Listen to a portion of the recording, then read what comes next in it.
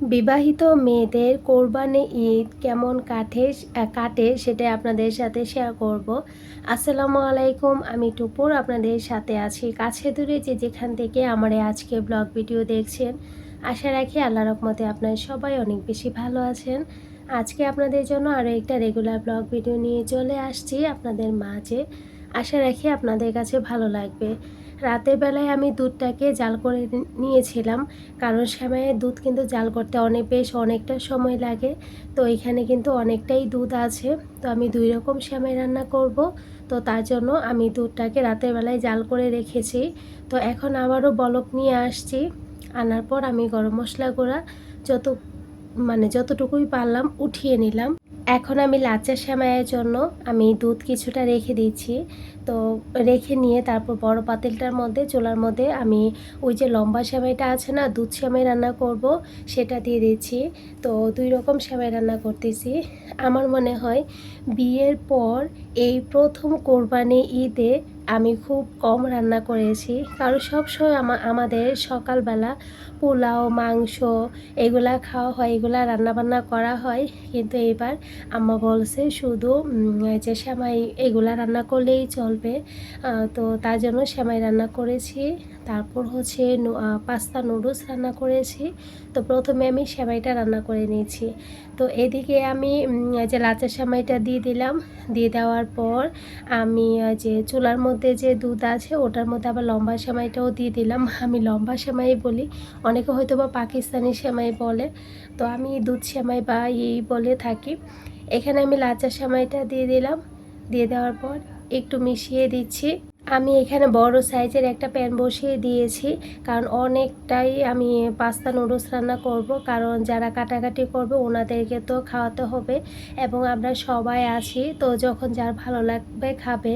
আর তার মাঝে আবার পোলাও রান্না করে নাই, তো মোটামুটি শেষ হয়ে যাবে।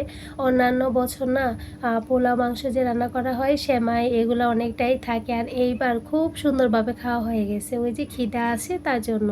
তো এখানে লাচ্চা সেমাইটা হয়ে গেছে। আমি নারিকেল, তারপর কাঠবাদাম, কিশমিশ সব কিছু দিয়ে দিলাম। দিয়ে দেওয়ার পর এদিকে হচ্ছে আমি যে প্যানের মধ্যে তেল দিলাম, দিয়ে কিছুটা আলু দিয়ে দিলাম। আলুটাকে আমি একটু লবণ দিয়ে ভাজবো। তো ডেকে দিব, ডেকে দিয়ে আস্তে আস্তে করে আলুটা যেন খুব সুন্দরভাবে সফট হয়ে যায় সেই পর্যন্তই আমি ভেজে নিব।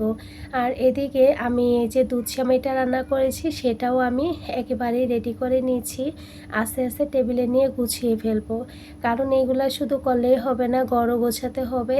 তো এই আর কি, আবার বাচ্চাদেরকে গোছল করাতে হবে, ওদেরকেও সব কিছু হাতের কাছে দিতে হবে রেডি হওয়ার জন্য।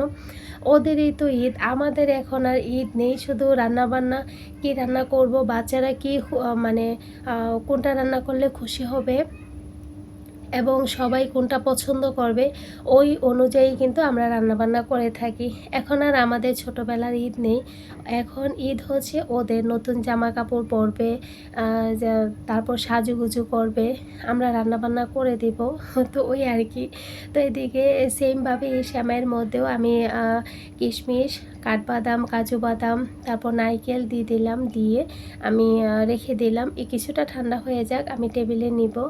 এদিকে আলুটা কিছুটা ভাজার পর আমি এখানে কলিজা গিলা দিয়ে দিলাম। দিয়ে আলুর সাথে আবারও কিছুক্ষণ আমি ভেজে নিব। ভেজে নেওয়ার পর আমি অন্যান্য যে উপকরণগুলো দিব, অন্যান্য এইগুলা দিব আর কি। এদিকে আমি সেমাইগুলো রেখে দিলাম। তারপর সেমাই নুডলস খাওয়ার জন্য কিছু স্যুপ বাটি আর চামচ রেখে দিলাম। এদিকে আমি কিছু পেঁয়াজ কুচি দিলাম, দিয়ে সব কিছু আবার একটু ভেজে নিচ্ছি। তো এখানে ফ্রোজেন করা কিছু মটরশুঁটি আর গাজর দিয়ে দিব। তো ফ্রোজেন করা ছিল, তো দিয়ে দিয়েছি। দিয়ে আবারও কিছুক্ষণের জন্য ভেজে নিব। তো বাচ্চারা দেখবেন পাস্তা এগুলো অনেক বেশি পছন্দ করে। তো এখন আমি একজন আপুর কমেন্ট পড়ে নিয়েছি। আল আমিন লিখেছেন, আসসালামু আলাইকুম। ওয়ালাইকুম সালাম। মাশাল্লাহ আপু, আপনার কাজ গুলো খুব সুন্দর পরিপাটি। অসংখ্য ধন্যবাদ আপু, অনেক ভালো থাকবেন, আমাদের জন্য দোয়া রাখবেন। আপনাদের জন্য অনেক দোয়া এবং ভালোবাসা। আচ্ছা, সোনিয়া ইসলাম আপু লাভ লাভ লাভ, অনেকগুলা লাভ দিয়েছেন। তো আপু আপনার জন্য অনেক অনেক অনেক অনেক বেশি ভালোবাসা। আল্লাহ আপনাকেও সব ভালো রাখুক, সুস্থ রাখুক, এই আর কি। তো এদিকে সব কিছু এটিয়ে করে তারপর আমি যে মাঝখানে কিন্তু ডিমও দিয়েছিলাম, দিয়ে একটু ভেজে নিয়েছি, নেওয়ার পর সব কিছুর সাথে এখন আবার সিদ্ধ ডিমও অ্যাড করব, আবার সব পাস্তাটা দিয়ে ভালোভাবে সব কিছু একটু মিশিয়ে নিচ্ছি।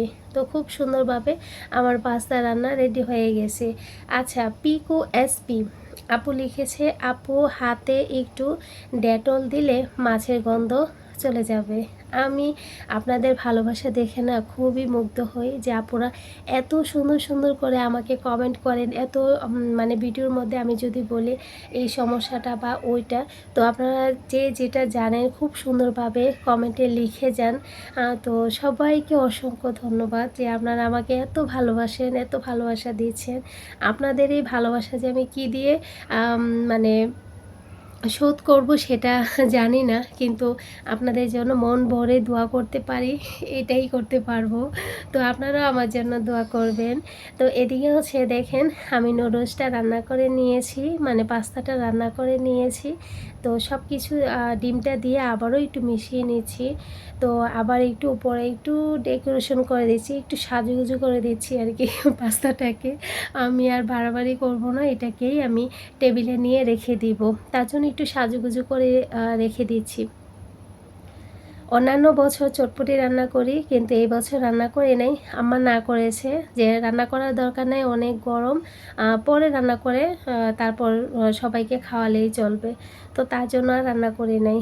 আবার কিছুদিন আগে আমার শরীর খারাপ ছিল না, এই জন্য আম্মা বলতেছে তোর তো শরীর ভালো না, থাক দরকার নাই, করিস না, পরে করিস, আস্তে আস্তে সব কিছু করে খাওয়ালেই হবে। তো এদিকে হচ্ছে ওরা দেখেন খাচ্ছে। তো খুব মজা করে ওরা খাচ্ছিল। এই মানে ওরা যে পছন্দ করে, রান্না করলে যে সবাই খুব পছন্দ করে খায়, সেটাই তো অনেক ভালো লাগে। তো এই যে সবাই মিলেমিশে খাচ্ছিল। এদিকে গরু কোরবানি হয়ে গেছে, আর এই যে মুরগি, আর সরি মুরগি রান্না করতে করতে মুরগির কথাই চলে আসছে। গরুর লেগ পিস, বড় বড় লেগ পিসগুলা খুলে নিছে। আর এদিকে মাংস কাটাকাটি প্রথমেই আম্মা 5 কেজি মাংস দিয়ে দিছে রান্নাবান্না করার জন্য, কারণ আমরা সবাই দুপুরবেলা খাওয়া দাওয়া করবো। সবসময় গরু কাটার পরেই মাংস দিয়ে ফেলে, বউ তুই গিয়ে রান্না করে ফেল, তো আমি এসে আবার রান্না করে ফেলি। তো এখানে 5 কেজি মাংস দিল, আমি এখন ধুয়ে নিয়েছি। তারপর হচ্ছে ওই যে কাটাকাটি করতেছে, ওনারা খাবে, আমরা খাবো। তারপর আরও 2-1 জন আছে ওই যে গরুর ভুঁড়ি এগুলা নিয়ে নেওয়ার জন্য আর কি, পরিষ্কার করার জন্য। তো সবাই খাওয়া দাওয়া করবে আর কি, দুপুরবেলা হলেই হলো, ভাতও রান্না করব। তো মাংসটা ধুয়ে প্রথমে আমি চালটা ধুয়ে বসিয়ে দিলাম। বসিয়ে দেওয়ার পর এখন আমি মাংস রান্না করার জন্য একটা পাতিল বসিয়ে দিলাম। এখন আমি পাতিলে দিয়ে দিলাম তেল। তারপরে এখানে দিব হচ্ছে পেঁয়াজ কুচি, তারপর তেজপাতা, এগুলো দিব আর কি। আচ্ছা, আরও একজন আপু লিখছে, আরজুস কিচেন আপু লিখছে, মাশাল্লাহ দারুণ লাগলো। অসংখ্য ধন্যবাদ আপু, অনেক বেশি ভালো থাকবেন, আমাদের জন্য দোয়া রাখবেন। আচ্ছা, আরও একজন আপু লিখছে তাহসিন আর কি, তাহসিন মম ব্লগ আপু লিখছে, মাশাল্লাহ অনেক আয়োজন করেছো আপু একা হাতে। অসংখ্য ধন্যবাদ আপু, ভালো থাকবেন।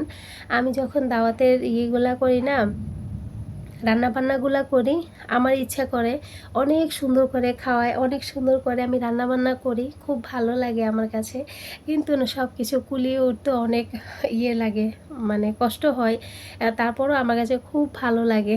জানেন, রান্নাবান্না শেষ করে রাতের বেলা যখন ঘুমাতে যাই, পাগুলা ঝিমঝিম করে, কোমরটা না সোজা করতে পারি না, এরকম অবস্থা হয়ে যায়। তারপরেও আমার রান্না করতে ভালো লাগে, যেন সুন্দর করে মানে সবাইকে নিয়ে খেতে পারি, এরকম আর কি। তো দোয়া করবেন আমাদের জন্য। আচ্ছা, যেসব আপুরা এখনও পর্যন্ত আমার সাথে আছেন, প্লিজ একটা লাইক দিয়ে দিবেন। আর যারা এরই মধ্যে এই কাজগুলো করে ফেলছেন, সেসব আপুদেরকে অসংখ্য ধন্যবাদ। ফ্যামিলি ব্লগ যদি ভালো লাগে, প্লিজ আমার চ্যানেলটা সাবস্ক্রাইব করে আমার পাশেই থেকে যাবেন। এত বেশি গরম লাগছে, এত বেশি গরম লাগছে ভয়েস দেওয়ার সময়। এদিকে দেখেন সব মশলা দিয়ে আমি কষিয়ে নিয়েছি। ওই যে পেঁয়াজটা ভাজার পর এলাচ, দারুচিনি, তেজপাতা দিলাম, লবঙ্গ দিলাম, দেওয়ার পর আদা বাটা, রসুন বাটা, হলুদের গুঁড়া, মরিচের গুঁড়া, ধনিয়া গুঁড়া, জিরা গুঁড়া, স্বাদ মতো লবণ আর গরম মশলা দিয়েছি। দিয়ে একটু পানি দিয়ে মশলাটা কষিয়ে নিয়েছি। নেওয়ার পর এখন আমি মাংসটা দিয়ে দিলাম। মাংসটা দিয়ে দেওয়ার পর মশলার সাথে ভালোভাবে নেড়ে চেড়ে আমি মিশিয়ে নিব। মিশিয়ে নেওয়ার পর আমি ঢেকে দিব। তো এই তো মাংস হয়ে যাবে, একটু নাড়াচাড়া উপরে রাখতে হবে। আচ্ছা, আমার আরও একজন আপু লিখেছেন, মুর্শিদা আক্তার আপু লিখছে, মাশাল্লাহ অনেক সুন্দর একটা ভিডিও, খুব ভালো লেগেছে। ধন্যবাদ আপু, অনেক ভালো থাকবেন, আমাদের জন্য দোয়া রাখবেন। আপনাদের জন্য মন থেকে অনেক দোয়া এবং ভালোবাসা। আপনাদের এমন সুন্দর সুন্দর কমেন্টগুলাই কিন্তু আমাকে অনেক মুগ্ধ করে, আরও একটা ভিডিও তৈরি করতে অনেক ইচ্ছা জাগে। আরও একজন মিষ্টি সুন্দর আপু আমাকে এত সুন্দর করে কমেন্টটা করেছেন, অনেক বড় করে লিখেছেন।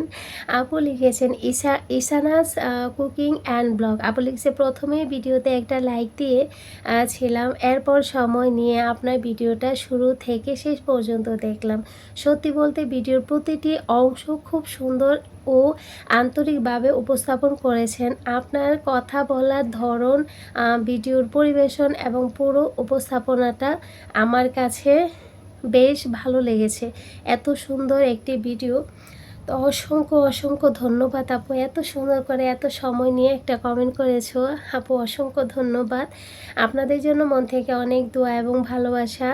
আমার ওই যে অসুস্থ হওয়ার পর থেকে না বেশিরভাগই ভয়েস দেওয়ার সময় আমি নিজেই চেক করে দেখি যে আমার গলাটা একটু ভাঙা ভাঙা। তো এই তো কিছু করার নাই, কি করব। আর ওই যে ঠান্ডা কাশির জন্য গলাটা একটু ভাঙা ভাঙাই থাকে। তো আমি রান্নাবান্না করেছি, আপা ওদিকে সবাইকে খাবারগুলো বেড়ে দিচ্ছিল। তো খাওয়া দাওয়া করলাম সবাই মিলে। আমি রান্না করে কিন্তু পাতিল সহকারে নিচে নিয়ে গিয়েছিলাম, কোরবানি তো নিচে হয়েছে। তো ওখান থেকে বেড়ে সবাই খাওয়া দাওয়া করা হয়েছে, নিচে চলে গিয়েছিলাম।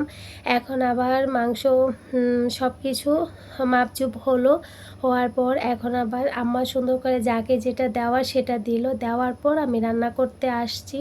তো রান্না করতে আমি 10 থেকে 12 কেজি মাংসের রেসিপিটা আপনাদের সাথে শেয়ার করি, আমি কিভাবে রান্না করি। ভিডিওতে কেমন দেখা যাচ্ছে জানি না, অনেক বড় সাইজের পাতিল, একদম হাইয়েস্ট সাইজের পাতিল, মানে আমাদের ঘরে আর কি অনেক বড় পাতিল আর কি এটা।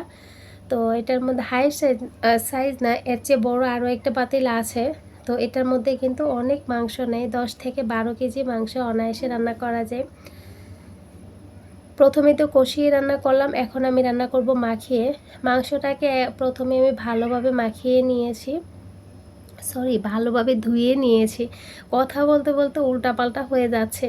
প্রথমে আমি ভালোভাবে ধুয়ে নিয়েছি। তো আমার কাছে না মাংস ভালোভাবে না ধুলে আমার খেতে ইচ্ছা করে না, ভালো লাগে না। মাংস ধুতে ধুতে একেবারে সাদা করে ফেলি। আর আপনাদের ভাইয়া বলবে এত ধুতে হয় কেন, এত ধুও কেন।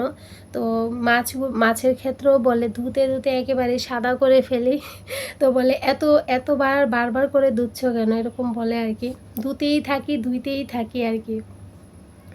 তো এখানে হচ্ছে আমি দিয়ে দিলাম মরিচের গুঁড়া, হলুদের গুঁড়া, ধনিয়া গুঁড়া, আদা বাটা, রসুন বাটা, পেঁয়াজ বাটা, গরম মশলা গুঁড়া, জিরা গুঁড়া আর ধনিয়া গুঁড়া, তারপর এলাচ দিলাম, তেজপাতা দিলাম। তো এগুলা না অনেকেই আছেন মশলা একটু কম বেশি খান, ঝাল একটু কম বেশি খান, তার জন্য আর কয় টেবিল চামচ দিচ্ছি সেটা বলছি না, কিন্তু কি কি মশলা দিচ্ছি দেখাচ্ছি। দারুচিনি দিলাম, লবঙ্গও দিয়েছি, তারপর হচ্ছে এখানে লবণ দিয়েছি, পেঁয়াজ কুচি দিয়ে দিচ্ছি। তারপরে এখানে দিব হচ্ছে তেল। তো পেঁয়াজ কুচিটা অনেকটাই দিচ্ছি কারণ মাংসের পরিমাণ অনেক বেশি। তো প্রথম দিনের রান্নার মজাই কিন্তু আলাদা, অনেক মজা হয়। প্রথম দিন যত বেশি করে রান্না করা যায় ততই ভালো আমার মনে হয়। তো কয়েকদিন তো শুধু মাংস মাংস ঘ্রাণে ঘর একদম ভরে যায়, কারণ আর মাংসটা জাল করে খেতে কিন্তু অনেক বেশি ভালো লাগে। এখন আমি দিয়ে দিচ্ছি তেল। মাংস থেকে তো তেল উঠবে, বেশি একটা তেল দেওয়া লাগবে না, তারপরেও দিচ্ছি, অনেকটা মাংসের পরিমাণ কিন্তু আছে এখানে। এখন আমি সব কিছু একসাথে মিশিয়ে দিচ্ছি। বড় পাতিলে মাংস তো নাড়াচাড়া করতে আমার অনেক বেশি কষ্ট হচ্ছিল, তারপরও নেড়ে চেড়ে মিশিয়ে নিয়েছি। নেওয়ার পর আবারও কিছু পেঁয়াজ কুচি উপরে দিলাম, দিয়ে আমি চুলাটা ধরিয়ে দিয়েছিলাম। আমাদের বিবাহিত মেয়েদের ঈদ ঈদগুলাই এরকম কাটে। রান্নাবান্না কিভাবে করব, কত ভালো করে রান্না করা যায়, হাজব্যান্ডকে ভালো করে রান্না করে পরিবেশন করতে হবে, ছেলেমেয়েরা কোনটা পছন্দ করে, পরিবারের লোকজনরা কোনটা পছন্দ করে, কিভাবে রান্না করলে পছন্দ করবে, একটু প্রশংসা করবে, না এটা ভালো হয়েছে ওইটা ভালো হয়েছে। তো সেটা নিয়ে দেখবেন আমরা ব্যস্ত থাকি। কোথায় নতুন কাপড় আর কোথায় চুড়ি, কোথায় লিপস্টিক, এগুলো আর মনে থাকে না। তো বিয়ে হয়ে গেলে জীবনটা মেয়েদের এরকমই হয়ে যায়। আমার মনে হয় প্রত্যেকটা আপুরই এরকম হয়ে যায়। এখানে আমি আবারও কিছু পেঁয়াজ কুচি দিয়ে দিলাম। দিয়ে দেওয়ার পর আমি চুলাটাকে অন করে দিব, ঢাকনা দিয়ে আমি একটু ডিশ দিয়ে ঢেকে দিব। আর এই যে রান্না কিছুক্ষণ করতে করতে দেখেন মাংসটা অনেকটাই ভালোভাবে বলক চলে আসছে। আর বেশি পরিমাণে মাংস তো তাড়াতাড়ি হয়ে যাবে। আমি দেখেছি ঈদের দিনে মাংসটা তাড়াতাড়ি সিদ্ধ হয়ে যায়।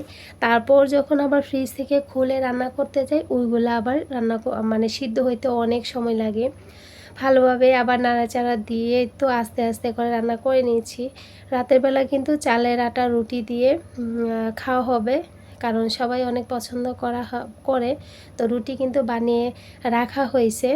তো আস্তে আস্তে আমি জাল করে নিয়েছি, প্রায় হয়ে গেছে। এখন আবারও কিছুটা গরম মশলা দিয়ে দিচ্ছি, দিয়ে আবার একটু নাড়াচাড়া দিয়ে নিব। এই গরম মশলার মধ্যে কিন্তু অনেক কিছু সব ধরনের মশলা আছে। তো এই একটা গরম মশলা দিয়ে আমি সব কিছু রান্না করি, কারণ সব ধরনের মশলা দিয়ে আমি গরম মশলাটা তৈরি করে থাকি। আবার এত মশলা দিই না। তো যাই হোক, আমি গরম মশলাটা দেওয়ার পর আবার একটু নাড়াচাড়া দিচ্ছি। মাংস রান্না কিন্তু কমপ্লিট হয়ে গেছে। আমার কথার মাঝে যদি ভুল ত্রুটি হয়ে থাকে প্লিজ ক্ষমা সুন্দর দৃষ্টিতে দেখবেন। সবাই অনেক বেশি ভালো থাকবেন, সুস্থ থাকবেন, আমাদের জন্য দোয়া রাখবেন। আপনাদের জন্য মন থেকে অনেক দোয়া এবং ভালোবাসা। আল্লাহ আপনাদের সবাইকে অনেক ভালো রাখুক, সুস্থ রাখুক, এই আর কি। আমার ওই চ্যানেল থেকে যেসব আপুরা ভিডিওগুলো দেখছেন, হয়তো বা কিছু কিছু আপুরা এই ভিডিওটা দেখেছেন, কারণ আমার ওই চ্যানেলে আপলোড দিয়েছিলাম, কিন্তু ওখান থেকে এটা মানে বাদ পড়ে গেছে। বাদ করে তারপর ভাবলাম আপনাদের সাথে মানে এই চ্যানেলে শেয়ার করি। যাই হোক, সবাই ভালো থাকবেন, সুস্থ থাকবেন। আজকের মতো এখানে বিদায় নিচ্ছি। আল্লাহ হাফেজ।